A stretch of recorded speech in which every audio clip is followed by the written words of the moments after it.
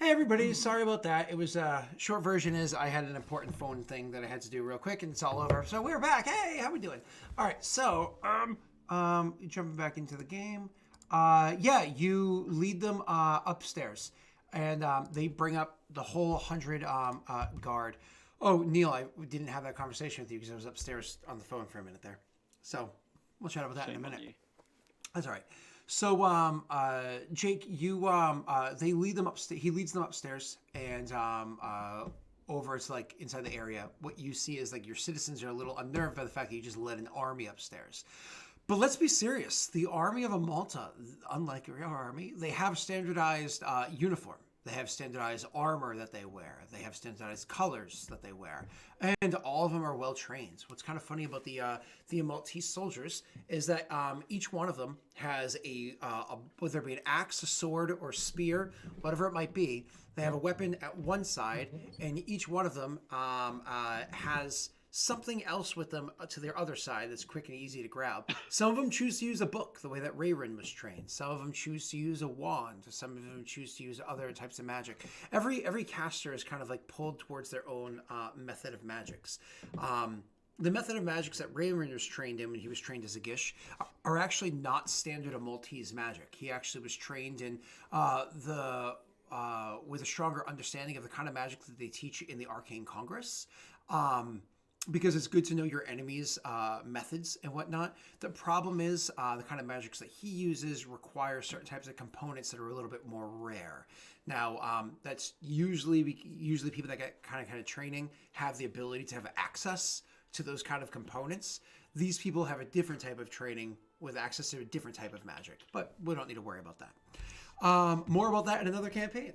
So you, sir, are when you lead them up there, they're kind of like looking around at this like refugee area, and the commander, he called himself Magister, will kind of like walk to be by your side and will simply say, "Things don't seem like they're going well for your nation, do they?" Well, considering we just took the enemy capital, they're not going too badly. However, now we need to defend our own. We are the people you see here are civilians. We are evacuating. Oh, very well then. I do have to say it is a nice lofty place that you have your keep in.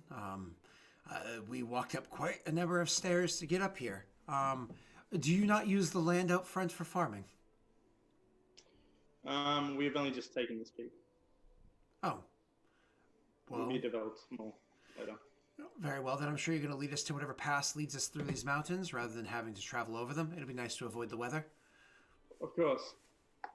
And he allows you to lead him down the hallway and whatnot.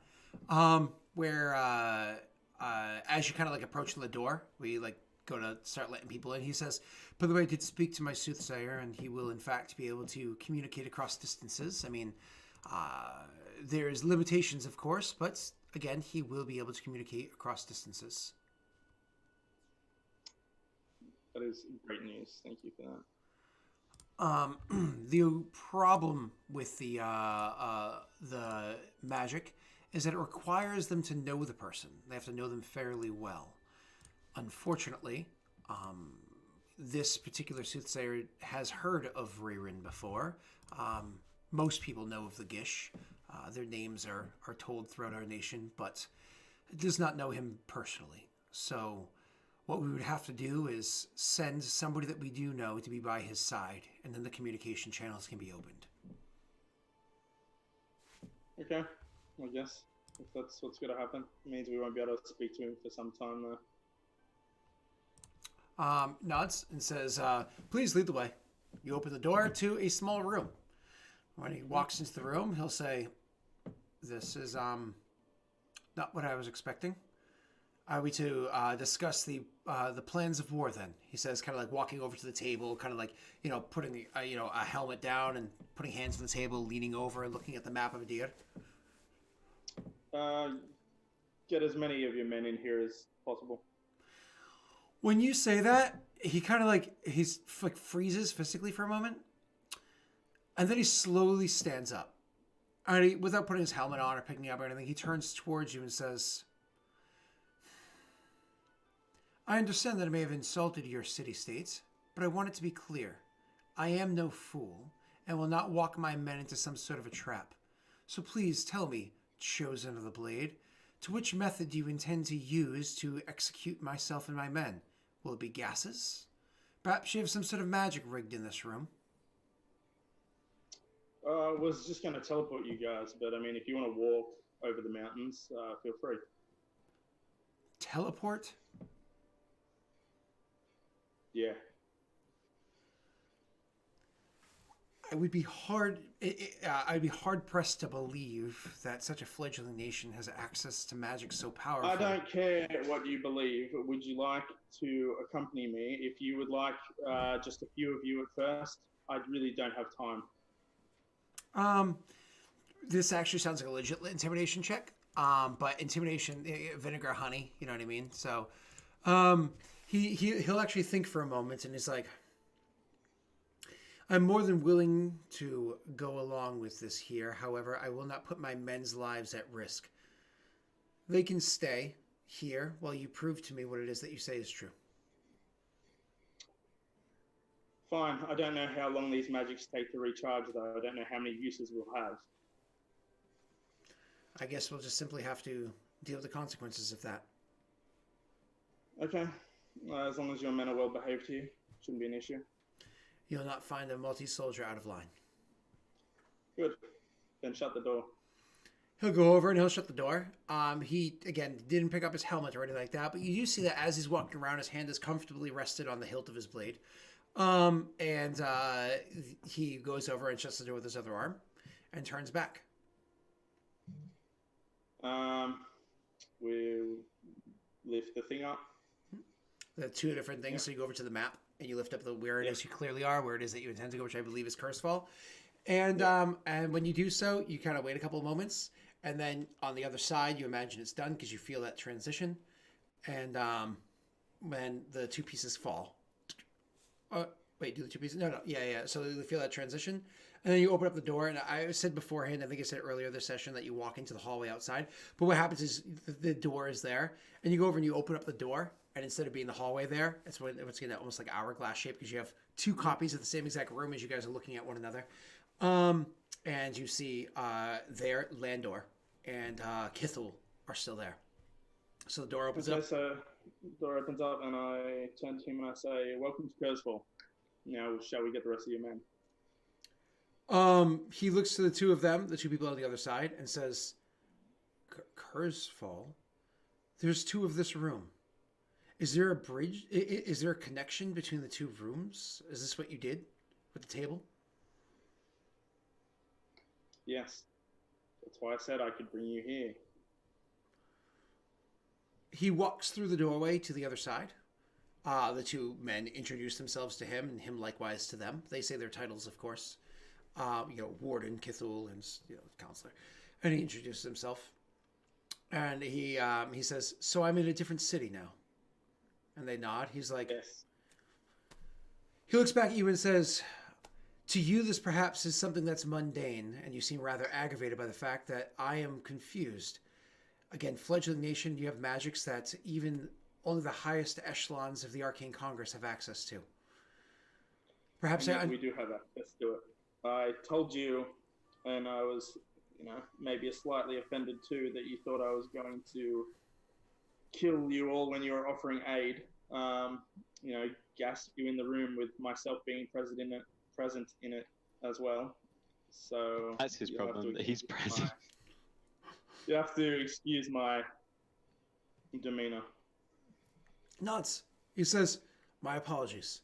And he'll go through, he'll actually go back to the room that he was in beforehand, grab his helmets, you drop the things, open up the door, it's now the hallway. He says, "Men, as many as can fit in here, come in." And they tightly pack themselves in, which again, you do about 20 at a time, and you transport all the people through to the other side, drop it, come out into the hallway, where he sees a big castle. And he'll actually admit, he'll be like, this castle is, as you're kind of like walking through, this castle is beautiful. I've never seen construction like this beforehand. Small talk. And you lead them to the city, where they're able to kind of like start walking through the city. I assume you intend for them to defend Cursefall. Yes. Okay. One of the things he will inform you is that the Gish, his particular army of Gish, he's like, Gish are trained multiple ways. Some are trained to defend, to use their magics to safeguard a locale like this, a city. Others are trained for offense. That is my group. Well, do I know the size of the army that's coming? 500 is what it was. There's been no change in reports. I mean, it's one of those things where it's less than 500, more than 400. It's still kind of considered the same. Wasn't it 1,000? Oh, 1,000, whatever it was. Whatever the number was before, yeah. Okay. Yeah. So say we're up against an army of 1,000, give or take. We need to hold the city. I'm not aware of, I don't know your skill set. You tell me you're good to assault. Do you feel comfortable assaulting an army the size of 1,000, or do you think it would be better for you to help defend our capital? Do you like sacrificing all your soldiers? Says, do they have any magics defending them? I do not know. I'll turn to Cthulhu, because I think he was under there. I have not seen witness of any magics, at least any that are overt. He says, could my 100 take on their 1,000 solely and live? Probably not.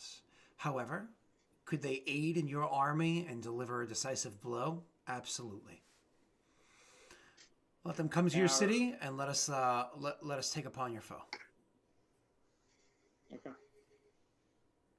Okay, and he'll kind of like set out and say, unless there's any direct commands that you're looking to give, I think I'll take my men and take and work forward from here. You know your men better than I do. Indeed. And he turns and he leaves. So he's kind of go off to that. Do you intend to stay here this evening, or are you gonna because now it's been again a chunk of time, or are you gonna make your way back to Haude Gwenh?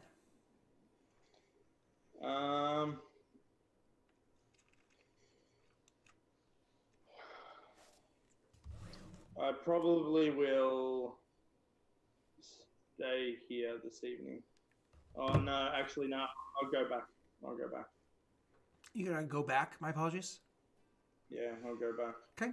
So you go back to Haude Gwenh. This evening, is there anything else that you're looking to do, or no? No, just make sure that, the city isn't, revolting. And,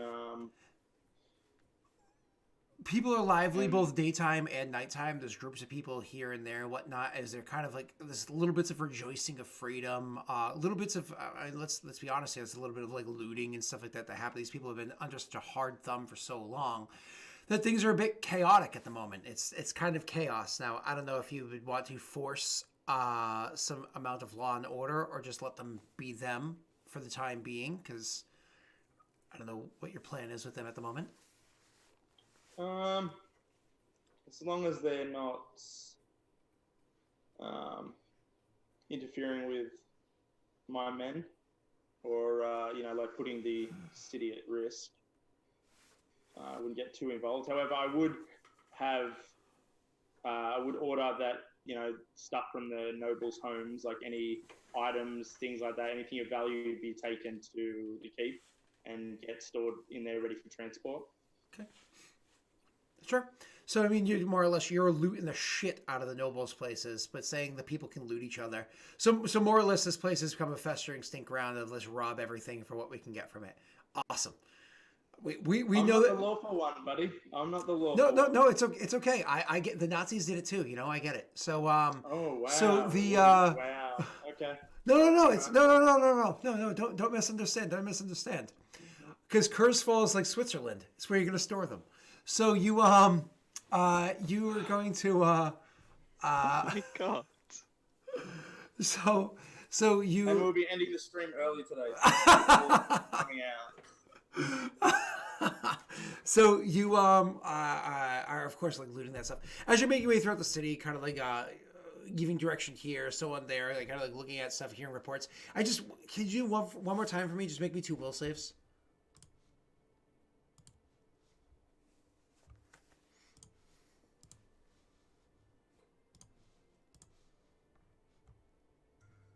And I can imagine when you walk around the city, you'll I was walk going to say, alone. I'm.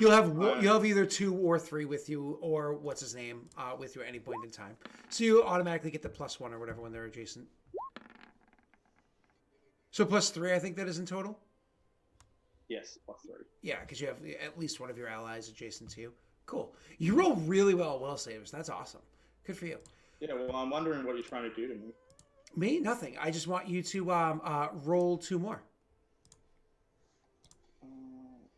Sure. Still 19. That's wonderful. That's a 28. Now, obviously, I'm asking you to splat roll a bunch of these. You've crushed over 20s every time. There's been one that's under 20. Would you care to roll a luck die on that one, or you just think 19 is good enough since you don't even know what's happening? I mean, I'd rather over 20, but I don't know if we have any luck because I don't want my mind ripped from me or something. You can try, yeah. Yeah. I'll see if we got any luck. We do not. Oh, womp womp. Oh, it didn't pop up over here. Womp womp. All right. There you go. So yeah, you are with a 19 there, which is again a pretty solid number. I'm sorry, just give me like 10 seconds here. I mean, technically, if I was with 2 and 3, or even Edric, it would be an extra +1 on top of them. You know. I understand that. Like I said, I know for a fact you have at least one of your allies with you, so you don't really have to worry about that. 10.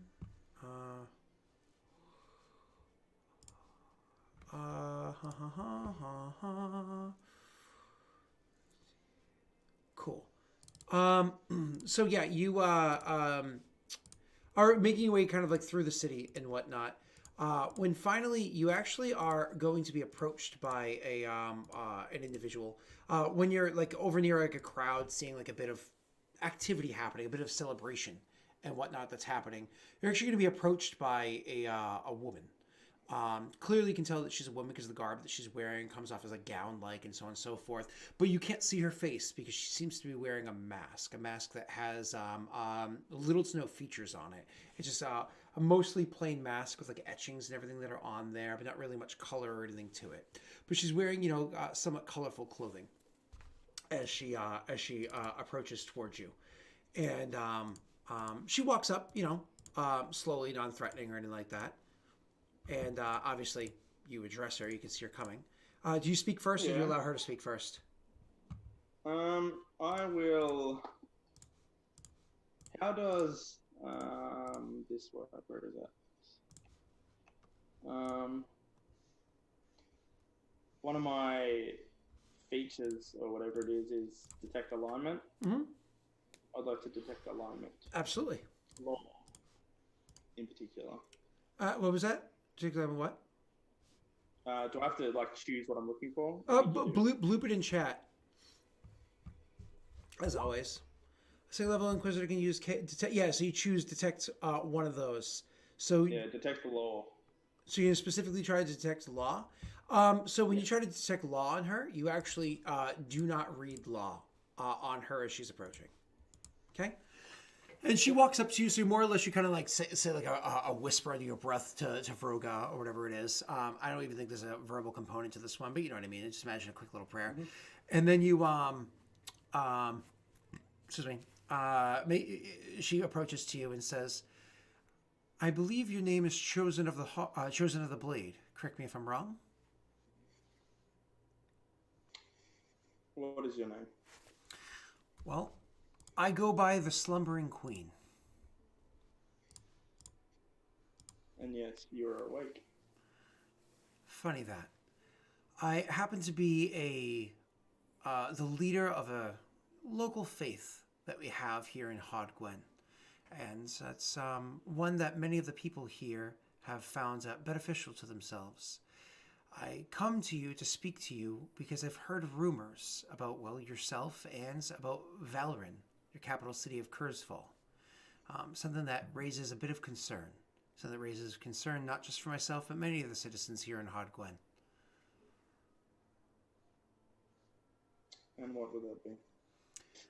Unless I'm mistaken, you, the Chosen of the Blade, and it's pretty obvious because of the armor that you've brought with you, are a fairly devout worshiper of Vroga Waruk.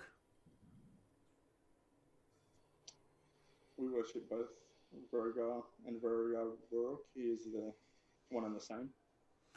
From what I understand, you have, through your faith and your command as one of the chosen of your nation, choose to impose your will against other religions that exist where it is that you choose to reside. Just the one.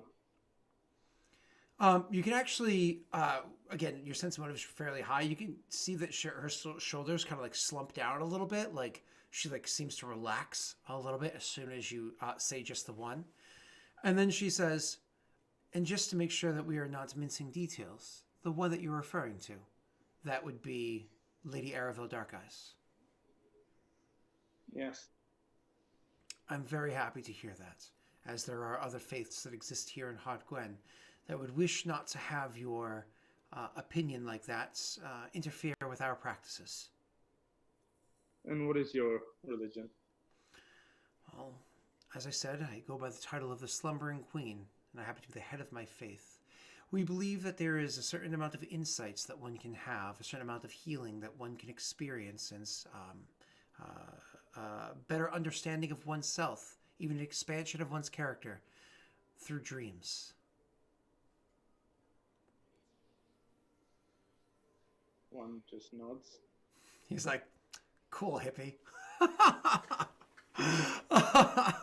So she says, I happen to, she says the temple, if you want to call it that, for lack of better phrasing, that I have acts twofold as also a bit of a hospital. We take in the injured and we try to nurture them back to health. I haven't had an opportunity to speak with you. You've been removed most of today, and the day when everything had transpired before, well, most of us thought it wise to avoid people running around with bloodied weapons in hand, especially while wearing masks, lest we be misunderstood. Is there anything I can do for you? It's actually, I was looking to speak with you because there's something I would like to do for you. What's that? As an act of good faith, I would like to offer you my services. Not necessarily for you. You seem relatively uninjured. Sure, there's scars that are new to you, but you have other men that have been grievously, if not unfortunately, passed in the battles in the battle that took place a couple days prior. I'd like to give an opportunity to those that still live to come to the hospital, see if we can nurture them to health, see if we can allow them to continue to join us in this world. She wants Boozer's payment. I'm telling you, I've seen this before. We have healers of our own. We will be fine, thank you. She says, I don't mean an offense. I understand that you do have casters amongst you, clerics, but there's a difference between the limited amount of healing that is offered by a cleric of a faith and those that are offered by those who practice medicine. If you choose not to take it, I will not take offense. I just don't want you to take offense in my offering. I don't take offense at all. However, you'll have to understand, I don't know you. This is the first meeting we've had. And before I send my men off to a hospital of sorts, we'll try and look after them first. She kind of like nods, understanding. And she says, very well then, may I offer you a different gift, if that one is not satisfactory. You don't have to offer me anything. This other gift I think you would actually appreciate quite a bit. And what is that? I know of a small cabal of Lady Aravel worshippers that happen to hide in this city. Alright, let me sense motive.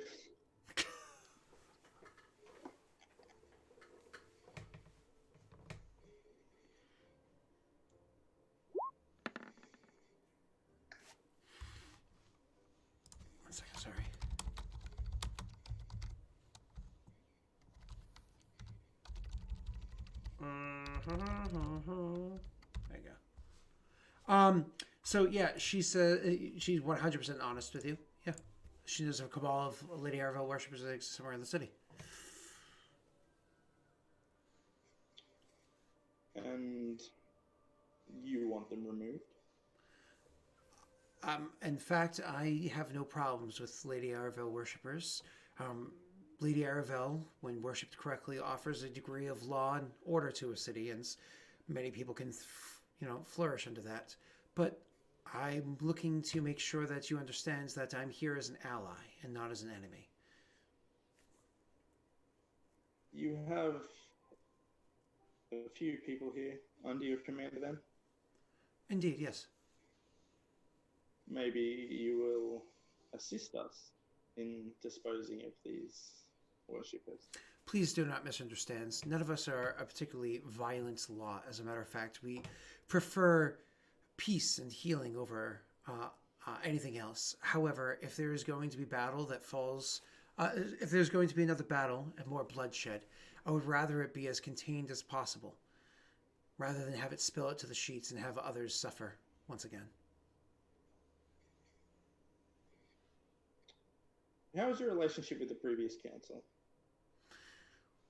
They were fine with us because we provided services that they appreciated, and we had no opinion that was meritable for them. They were the council. We were under their thumb. Okay, where are these worshippers? They hold up in a small apartment. I'll gladly show you where it is. Let's go. And she'll turn and she'll actually walk with you. I mean, she walks with you with a certain ease. You know what I mean? She has a degree of grace to her, as you imagine, as a person who's a leader of whatever this faith is. She's nicknamed the Slumbering Queen, or titled the Slumbering Queen. And she's kind of walking across town over to what looks to be like an old, like an apartment building. And a building that has several different apartments to it. It has multiple floors. Looks like it's a 3-story building. And she says, the building itself is an apartment building, but most importantly, the top floor of the building looks to be dilapidated. Like one wouldn't be able to push their way through, or there wouldn't be inhabitants there. It's a ruse. There is, in fact, a hideout that the Cabal finds themselves in. That the what? The Cabal hides themselves in. Cabal, like the group of Lady Arvel worship. Yeah. So they're on the 3rd floor. She nods. All right. I'm gonna get some orc boys. Mm-hmm. Yep. And send them up. Okay. Do you go up with them, or do you just send them up to check things out? Do you want to stay here with her, or do you want to accompany them? I will ask two if you would like to accompany them while I stay with her. Okay. Two says, "Oh yeah." He looks back and he says, "Oh, just because do we just kill everyone, or do we look for Arvel first, then kill everyone?" Well, if they're Lady Arvel worshippers, you'll be able to see it on them. You know that. Yeah. And he goes upstairs. You hear them thump, thump, thump, thump, thump upstairs. You hear a bunch of cracking and crashing and whatnot. And eventually they kind of break through whatever barrier or whatever it is that's up there. You hear a little bit of yells and scream, a little clashing, whatever happens. You hear one particular high pitched scream that happens. And then eventually after a couple minutes, things fall silent up there. A couple minutes after that, they make their way back down. And, Two's got a little bit of blood on him, blood on his axe, a couple of them as well. And he's like, taken care of. Ain't no more Elvel worshippers now. But they were. Good work. And you turn to her and say, thank you. She looks ashamed, like she's looking down. She's ashamed. She says, for what it's worth, you're welcome. I feel as though my dreams this night are not going to be pleasant ones. However, if it saved more people, then I'm glad for what I did. I'm going to excuse myself. And she'll turn and she'll walk away.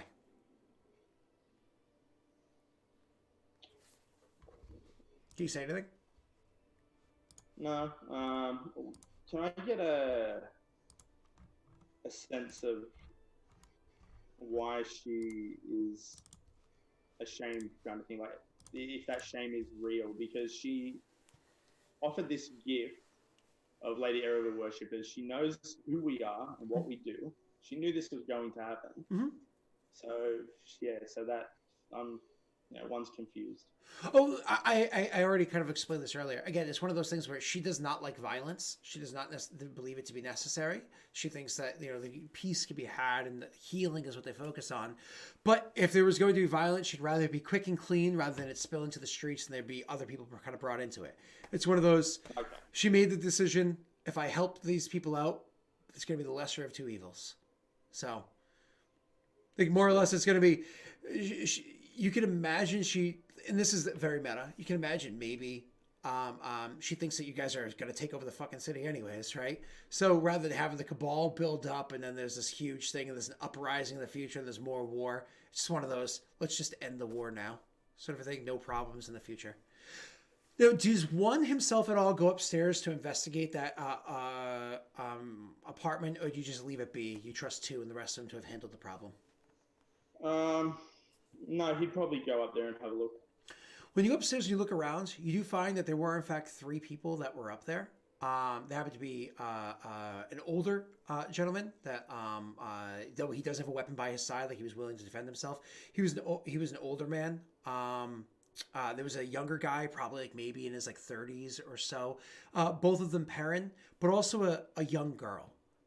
There was like a young blonde girl that was up there too. She was maybe like 11 years old or so. That was probably the high-pitched scream that you heard. All of them have sigils of Lady Erebor on them. That's pretty obvious. Usually you'd have to make a religion check, but you don't need to because of how familiar with them you are. You do find out there are sigils of Lady Erebor on them, but not your typical sigil like you'd find from those that worship Erebor in Paradel or most places beyond. It's a slightly altered sigil that they have in Vigil. It's very likely that these were the spies in Haude Gwenh that Vigil was telling you that they had the whole time.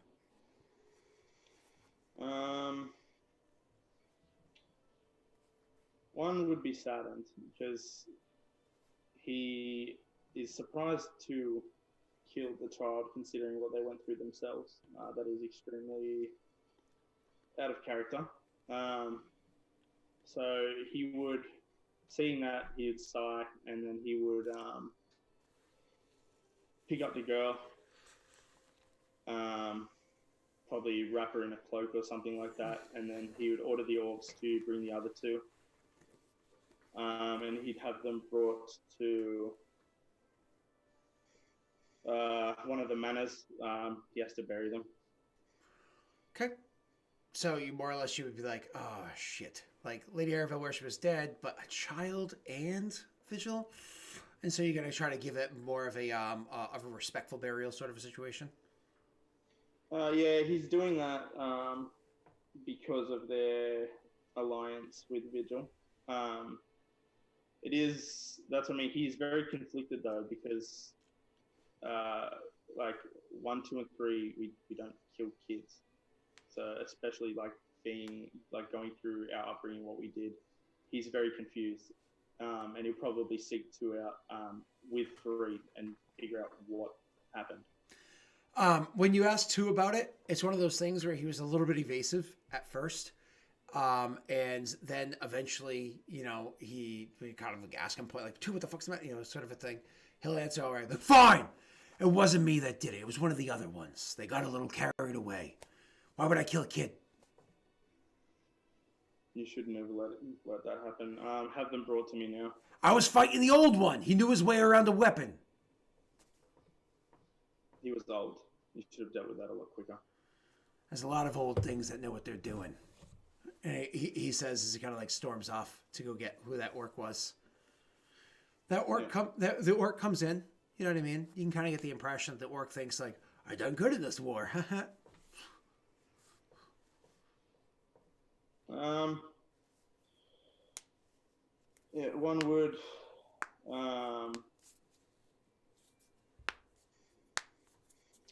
do?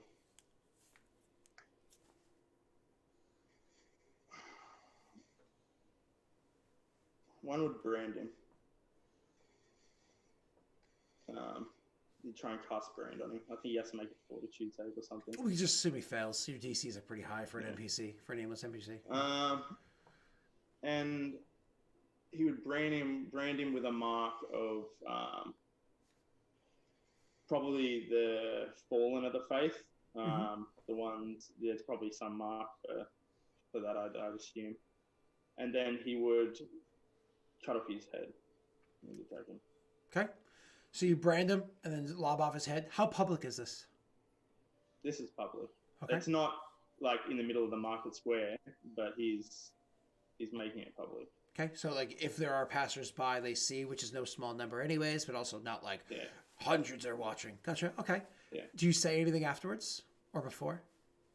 Afterwards, he says, "We do not kill children. Anyone caught harming a child will face the same punishment. This is not who we are." And we can kind of like stop with that. Wherein, you won your battle down south. It was a bloody, hard fight, but nonetheless, you won it. A couple days passed, a couple days that we just spent over the course of the last few hours with Jake role-playing.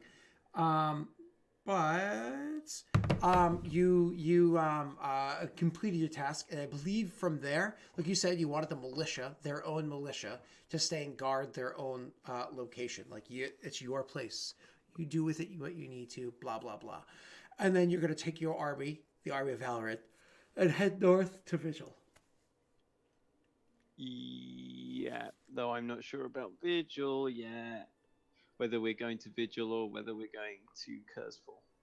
Okay, while you're traveling north, before you even get to Vigil, so while you're traveling north, a little bird is going to come and give you a message.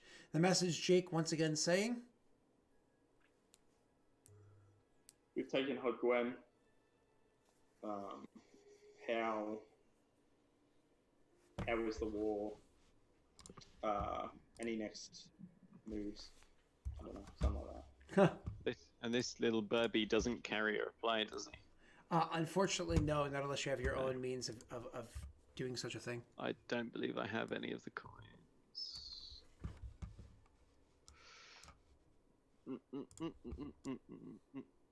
I do not have any means of contacting the boy. Okay. But Haude Gwenn's been captured. That's good. That is good news. You are correct. All right. I'm going to see if I can zoom just a smidge more. There we go. So we can see the nation. Obviously, the keep that's way off to the left on the screen, or way to the west, that's this one over here. That's the one where you teleported to, where there's a couple of refugees at, and the army of what you call it came from. Vroga's army is still inside Haude Gwenh. You're starting to travel north with Raven's riders. The riders of Wherein, you actually had left inside of Harrod. Yep. And you're starting to head north. Cool. ART. So now that you have that that messaging or whatever, what do you what's your plan, sir?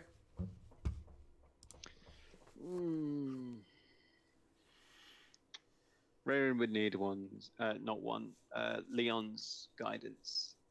He doesn't know what to do. He's conflicted because Vigil is obviously closer, but it's also far better defended. You would need the general's advice. So when you go to speak to him, how do you phrase it as you come riding up alongside the general, leading the armies? It's been a couple of days. We've already congratulated each other for the win, etc., pleasantries. He'd ride up next to Leon and not say anything. Maybe he'd let the silence linger for maybe 20, 30 seconds while he sort of composes his thoughts and has a think. And he'd say, Leon's approach, a simple thing as you approach is simply to look over and give you just a polite nod acknowledging that you're there, but also doesn't necessarily need to speak. Go ahead. Leon, I need your advice. As always, chosen.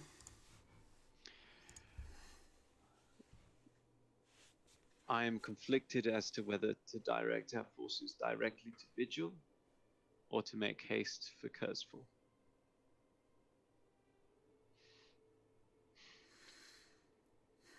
I would not wish to break our word and leave our valuable allies to a fate that we could prevent. Neither would I wish to leave my friends and subjects undefended in our city. I find it a awkward and intolerable position to place myself in.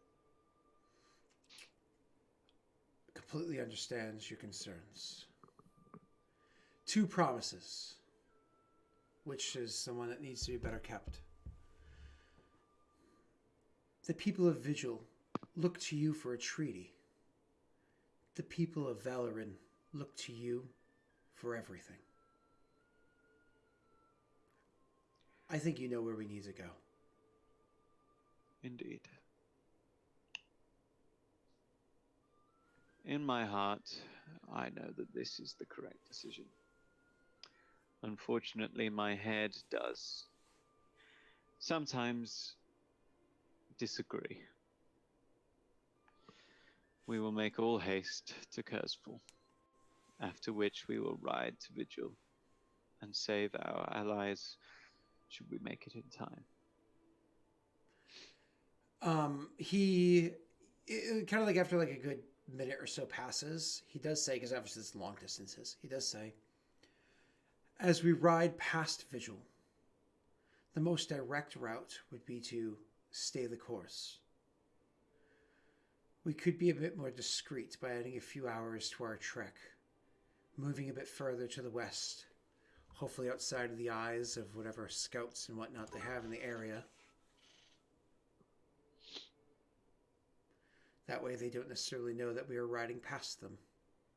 They're not fools, they would know where we're heading, but they don't necessarily need to see it. Personally, I'm a man that would want them to know. Send them word of exactly what it is that we're doing. But if you wanted to avoid their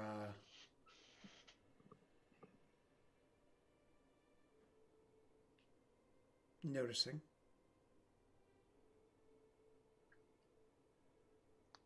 The armies that are encamped outside Vigil are building siege weaponry, correct? Apparently so. What if we were to leave 30 of your footmen?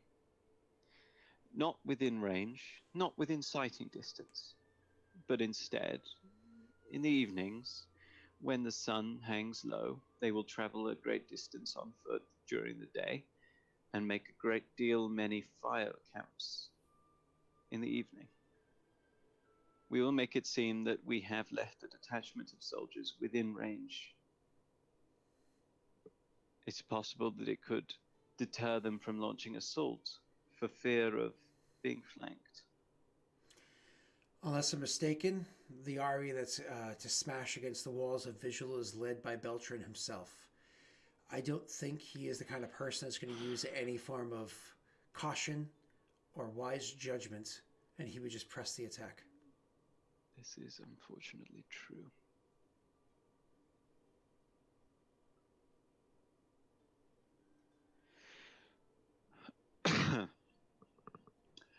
I will ride ahead with the mounted soldiers. We will attempt to make it back to Kurzful as fast as possible. Should the situation change or resolve in the time that it takes you to catch up, then I will send a rider, and you can make your way to Vigil. Very well. Until then, the riders will take the most direct route. I would rather you were slightly more discreet, however. He nods again and says, until the ink has dried, history has not yet been written. Yes, well, my ink pot is growing rather empty. You're going to head north with your soldiers, as you said. One of the things that's going to happen as you ride north, though, is you happen to come across a runner. or technically a rider, heading south. But not one of the Ravens, not one of the runners of Valorant. It's actually one of the free folk riders heading south. And they cross paths with you in your army. Kind of like wave a white flag to approach, and they go to speak with you. The soldier doesn't look familiar, but I mean, these are the free folk. You know what I mean? So it comes to you and says, as they approach, they kind of say, do you say anything? How do you open the conversation there, Neil? He watches, and Wherein likes to let others speak first often. He's going to let this man do the same, or woman, but they are met with a steely gaze. Okay, they're going to come up to you and say, "Hey, you one of the chosen lot?" I am. I got a message for the chosen lot. If you're one of them, is that the flag of your people? It is. It doesn't look like the Haude Gwenh flag, so you're probably telling the truth. I come delivered a message for someone named wherein. Is it something about wherein the Quill? Yep, I am Wherein, chosen of the Quill. The hegemon wants to send word that she has heard your plight and has agreed to raise the army once again. How long will that take? They're already being mobilized as we speak. Apparently a stirring speech or something. She was moved. Honestly, you're actually, I bumped into you a lot quicker than I expected to. We're only a few hours back that way. If you want to come with, you could swing by the camp yourself.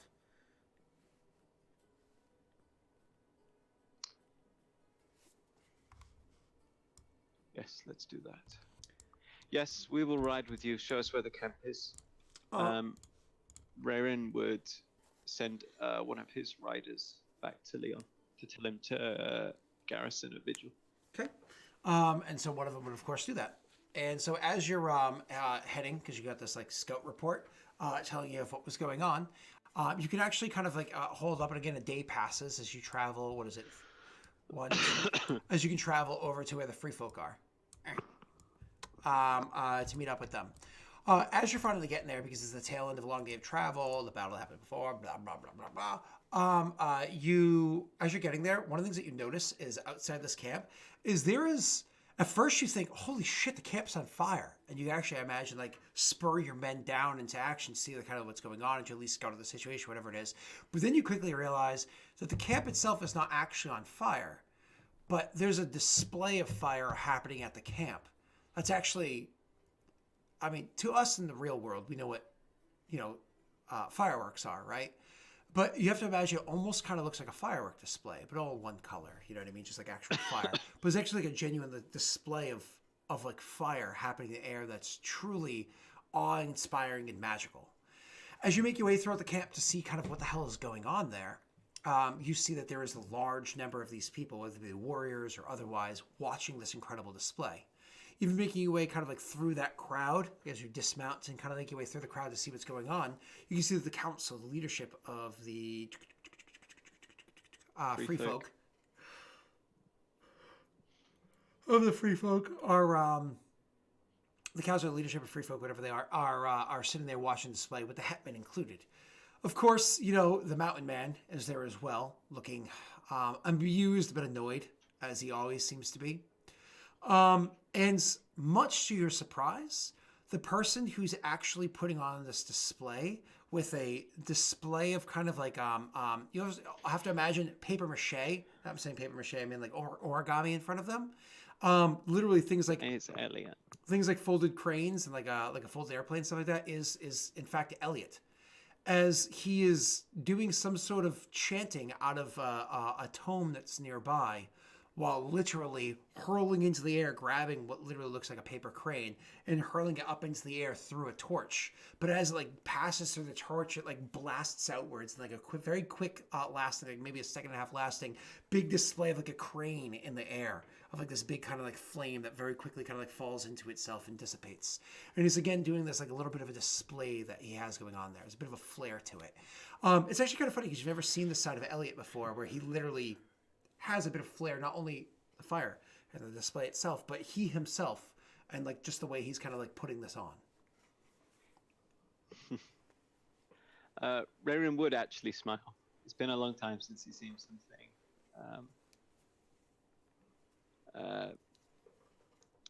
so pointless and in it light-hearted and relaxing and nice. So he'd smile and he'd take a bit of comfort in that. And he'd wait for Elliot to finish the routine. He does. He finishes the routine, and having no idea that you had arrived, Elliot, after he finishes the routine, everything's kind of going on. He goes over, and there's clapping and cheers and whatnot going on around. There's a good number of them, and he actually goes over and he will go and speak to the hetman and to the council members that are there, and actually is invited to sit with them and engages, continuing, as you imagine, the conversation has been going on for a period of time. What do you do from here, Rayron? Wherein would send a soldier to request a word with the advisor, the Magister of Daelric. Sure. But of course, with your name tag to it, right? No, he's feeling playful. Sure. So, one of your soldiers or one of the free folk? One of my soldiers. Okay. We aren't all uniformed yet, so we'll see whether Elliot. Too bad. I was going to have one of the free folk that you asked back. Piss off! Who are you? So your soldier goes down there and kind of leans over and says to him, "Pardon me, Magister." And he looks at him as he hears like his actual title being said. He says, "There's someone would like to have a word with you." And he looks about. He's like, "Who?" And you can kind of like see this happening, and he just kind of gestures over in your direction. And Elliot's just a human, so he's kind of like squinting over in that direction because it's nighttime. There's torches and whatnot around, but this isn't Charlotte where there's like a whole bunch of tiki torches lighting up the area, just a few of them. So he kind of can't quite make out who you are. So he's just kind of like has a conversation back and forth for a bit, and then gets up and heads over there after excusing himself from the others. And it's one of those things where as he's approaching, walking with the soldier, it's kind of one of those. Wherein would dismount on the opposite side of the horse to the one that he's approaching on, so that he's extending the surprise factor that little bit longer. Okay. And so as he approaches, he's kind of like talking with the soldier, and he's like, and you can see like the clarity. He was like, "No, you are like a soldier of Cursefall, sort of a thing." And then eventually looks over and he sees who you are, and there's a bit of a surprise, and honestly, a bit of delight in the surprise, and a bit of embarrassment. Walks up to you. Wherein is muddy and filthy and a little bit of blood, and he steps forward and he says, "Wait, so you and Elliot already had sex?" Was it a little bit of blood that gave that away? Just that you're a filthy boy. That first slap, that was it. The fires. Just like those cranes. Rowan would step forward and say, "I have been fighting, tooth and nail, and I find you here, drinking, dancing, parading yourself in front of others, while my men have died." And then his face would break into a smile and he'd step forward. And he'd offer a hug and he'd say, "It's good to see you, Elliot. And for once, outside of Cursefall without being kidnapped. Impressive." He fully fell for the joke or whatever that you had going on. He 100% fell for it, and so it was one of those things where you broke the. He was very relieved to see that's the case, and he's like, honestly, I was news had come to Cursefall about what had happened inside at Rid, that they had disbanded. But my mentality was this. They're simple people. They're looking to make coin. They're looking to survive. They're a bit brutish, and that's a concern, but they're simple people. I figured a little bit of dazzlement, a little bit of entertainment. Did you wake up Chloe, you bastard? A little bit of dazzlement, a little bit of entertainment, and perhaps they could be swayed to rejoin our ranks once again. They've agreed to continue to live out the contracts that we had signed for them before. They expect pay continuing on as they had before, but no additional payment on top of what their normal rate would be. Well, that is very good. That is extremely good news. However, I was told that a charismatic fellow had come and made a moving speech. It had impacted on the hetman. Perhaps I could meet him. He just looks at you and says, he ignores your comment and says, so are you curious about what it was that I did? Don't insult me, Elliot. I remember this land was reported to have an increased power of fire. Yes, you're taking advantage of that, no? Yeah, he actually he says very little that gets past you. I always forget about your you training in a Malta. Well, it has been a little while. Nonetheless, I am impressed at your ability to manipulate it in such a way with your rudimentary skills. Well, I was never actually trained in magics, thank you very much. Everything that I understand, I've taught myself. Perhaps one day, when time allows, I could give you a proper Amaltese education. No. We're losing the war well enough. We don't necessarily want to invite more disaster. I see. In that case, perhaps a drink. And then you will ride with me back to Kurzful? He thinks for a moment and says, I could ride back to Kurzfall, but also perhaps it'd be better if I ride to Vigil instead. I've made a bit of a relationship between myself and the Hetman. Perhaps I can maintain that by moving forward. I had intended to bring the armies north, but it seems as though you're already doing that. We're heading the Asari south instead to Vigil, the original plan. I am continuing north. If the Hetman sends her army that way, which is presumably the plan, I have told the general to take position in Vigil. He will reinforce our allies there. Then the original plan that we had, I had changed it once I had seen you. My apologies. In my mind, I changed it. No word was said to the Hetman herself. The original plan was, of course, to head north, and we'll do exactly that. I'll gladly ride with you to the north. And perhaps we'll be a little bit more victorious this time. If you wish to head to Vigil, you are welcome. I trust your judgment, my friend. However... He shakes his head and says, I think one of our representatives need to be in Vigil. And unfortunately, with the Chosen of the Hearth and Lashev, with the Chosen of the Blade, with Chosen of the Blade's location currently unknown, you're the only one that I know could be in Vigil for the battle. We need to have representation there. More than just our general. We need to have one of us there. One of our leaders, I should say there.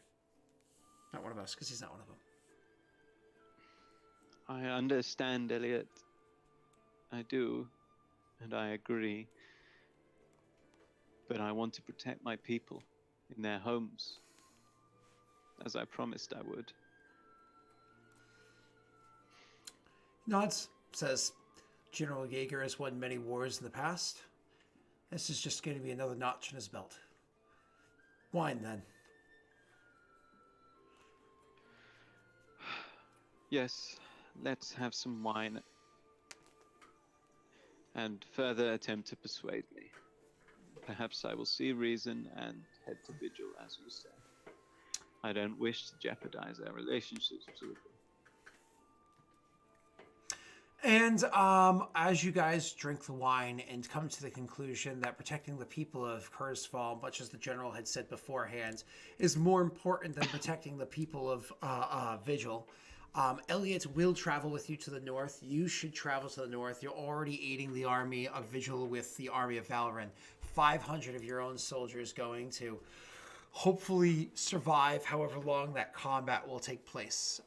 Again, it's a siege. And luckily for him, he has the ability to false retreats and stuff like that. So hopefully he'll be able to break down their siege inch by inch, a little bit at a time. We're going to have to trust in the abilities of the general. So you guys are, of course, going to head north. Yes? Okay, no. As we... Yes. Yes. Sorry, I was considering. Rayon would ask the hetman. He would obviously introduce himself, pay his respects at some point. Don't worry, we already know each other, in case you don't recall, quite intimately. Wow. He would ask, since they're on such good terms, if she might spare a messenger to send to General in Vigil, to Leon in Vigil. It would be, if things look dire, use the chains. Okay. That message should easily get to him either way. You can send one of your own runners, whatever the case may be. Yeah, I just don't want to take more from my... Actually, don't you have a scroll of sending? No. Oh, you don't have... Oh, he's a 5th level scroll. You guys very rarely roll scrolls that high. And gotcha. So, so as this session ends, it so ends, like another day or so passes that we're going to jump through to get us to the actual battle at the beginning of next session. Because next session we get to have 2 wars, 2 battles, 2 things that could potentially end it all. The end, finally. So as we're doing that, you are we're closing out another week, which means another chunk of BP need be paid from there. The Riders of Wherein, I gotta remember how much all of you guys cost. I think Riders of Wherein cost 4. The Army of I gotta remember how. I'm gonna have to look up what the cost is, but there is gonna be. So the Army of Vigil is actually only 2. The Riders of Wherein is 4. The Riders of Varen, because you had them during that time, was also 4. So it's 10 BP right there. And then there was also... We have to pay for Varen? Are you sure? Yeah. Yeah, they're an army on your behalf, yeah. And so then there's also the Free Folks Army, which I forget that is. I want to say it's either 2 or... I want to say it's 3, actually. Maybe it's 4. I'll find out what it is. Either way. So you'll pay that as well. So it's probably going to be like somewhere between like 12 or 13, I think is what it is that you'll pay. Presumably the upkeep for the free folk will be less because they were dead or disbanded for a greater period of time. You pay for the week that they were in action. So there's no prorated amount. So it's just you pay for that week. You know what I mean? Either way. But you won't be paying for the Riders of Varen, say, next week because they won't be around next week, right? Well, they won't be active, yeah. Yeah. So that'll be that way for you. But you don't have to worry too much because, your treasury, as you can see inside if you're looking at the tracker, has swelled up just a little bit there. As the months have rolled on, you still have 25 in there. But I haven't hit you with the Unrest of the Fall of Viridia yet because we're not at that monthly roll. You're still, I think, a week or 2? I think you're still 2 weeks away from the next monthly roll, right? So, anyways, that concludes the session.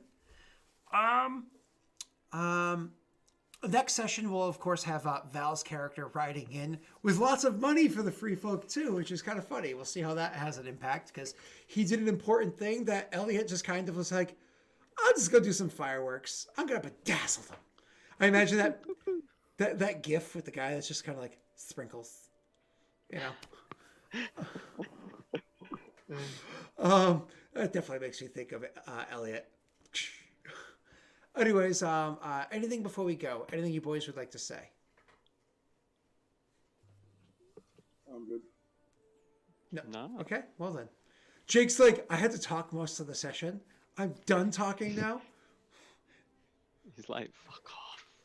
Neil, you actually had to spend almost an entire session only interrupting and not actually role-playing. How was that for you? And my interrupting was reasonably minimal, huh?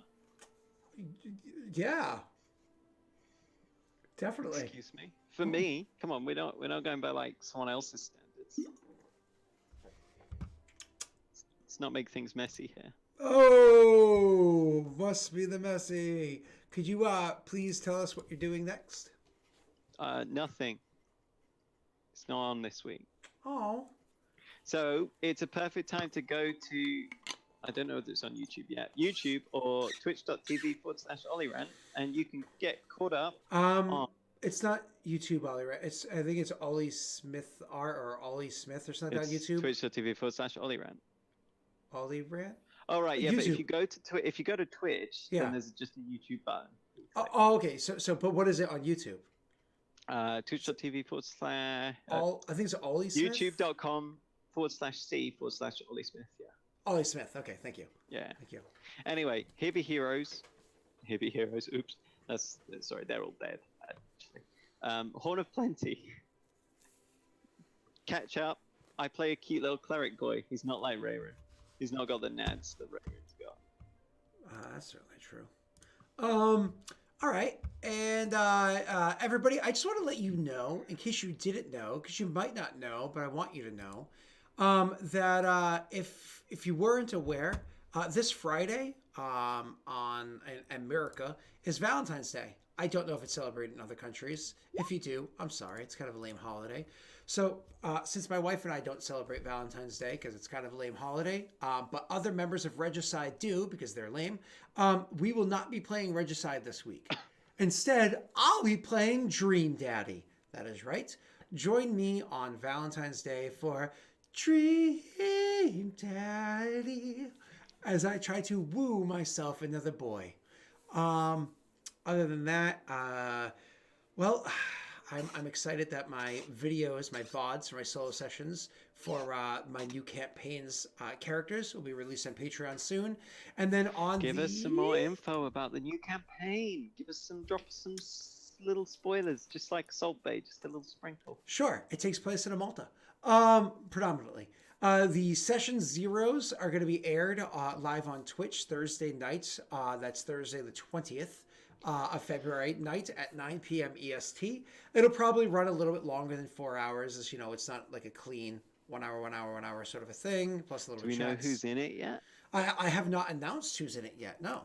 And on the 27th is going to be the official first day of the campaign, where it's session 1, everybody meets, we're all live, so on and so forth. So the 20th is the freeze, and the 27th is the actual. But don't worry, it'll be announced soon enough. Neil. So you just be quiet. I maybe have some inside information. Well, that's because you're part of the new secret chat called the Aurorum Lounge with all myself plus all 9 cast members. That's right. That way the different PCs or all the different campaigns can talk smack about you behind your back. You know who I'm talking about. You know exactly who I'm talking about. Yeah, you. Yes, you. Oh, shut up. Yes, you. All right, let's go. Let's go. We go. Let's go. We're going. Yeah. Where are we going, Scott? Well, I think I might stream a little bit more. Maybe if somebody wanted to be my friend and stream something with me. But Neil hates me. Bye. You gonna teach us some more about? Wouldn't it be good for you to teach us some more about a Malta? Like some background lore on a Malta? In prep for the new show, you get the hype going. You teach us I will share one little thing. It's exactly that, the ranks, because I was actually talking about this recently. No, I mean on stream. On stream now, instead of streaming some random crap, you do a little Amel tease sesh. I'm doing a little bit. I actually talk about this specific. If you will. An Amel tease. You know what? With that, never mind. Bye, everybody.